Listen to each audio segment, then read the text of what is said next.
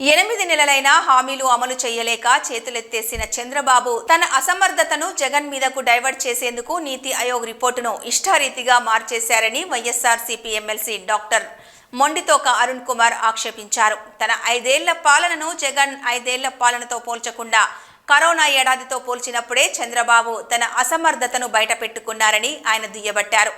రాజకీయాల్లో తనది 40 ఏళ్ల ఇండస్ట్రీ అని చెప్పుకునే చంద్రబాబుకి ప్రభుత్వ ప్రాధాన్యతపై ఇప్పటికీ స్పష్టత రాలేదని తేల్చి చెప్పారు.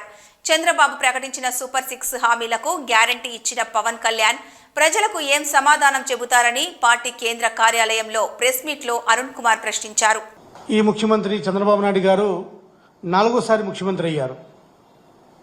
సుమారు 45 సంవత్సరాల రాజకీయ అనుభవం ఉన్న ఈ అనుభవం ఉన్న వ్యక్తికి ప్రభుత్వ ప్రాధాన్యతలు ఏంటి, మేము ఎటువంటి వాగ్దానాలు చేసాం, ఆ వాగ్దానాలు ఎలా అమలుపరచాలి, ఎటువంటి హామీలు ఇచ్చామనే దాని మీద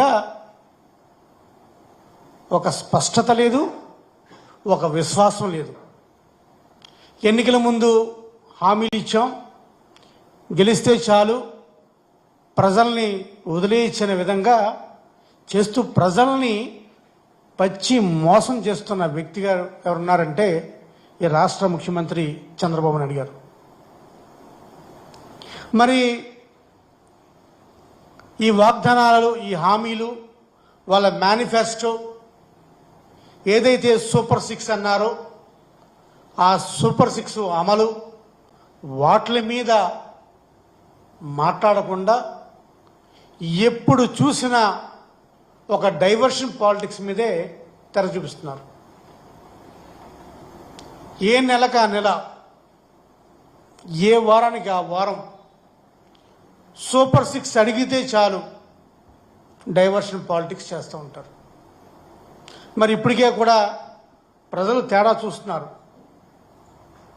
వైఎస్ఆర్ కాంగ్రెస్ పార్టీ ప్రభుత్వంలోని పనులు ఏ విధంగా మేనిఫెస్టోకి మేము అత్యంత ప్రాధాన్యత ఇచ్చాం, ఏ విధంగా మేనిఫెస్టోని తూచా తప్పకుండా అమలు చేశాం.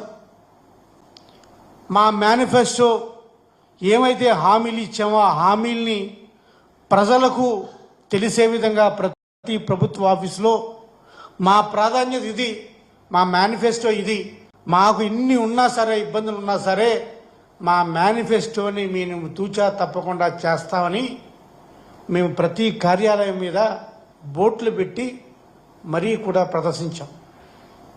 మరి ఇప్పుడు ఈ ప్రభుత్వమో సూపర్ 6 అన్నారు, సూపర్ 7 అన్నారు, 31 హామీలు అన్నారు, ప్రతి హామీ తీరుస్తామని చెప్పారు.